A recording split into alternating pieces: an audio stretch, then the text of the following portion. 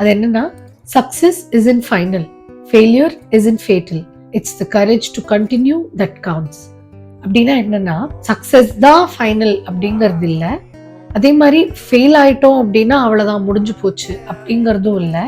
நமக்கு எது ரொம்ப முக்கியம் அப்படின்னா அந்த தைரியம், அந்த கரேஜ் இருக்குல்ல, நான் கண்டினியூ பண்ணுவேன் அப்படிங்கிற ஒரு கரேஜ், அதுதான் ரொம்ப முக்கியம் அப்படின்னு சொல்றாரு.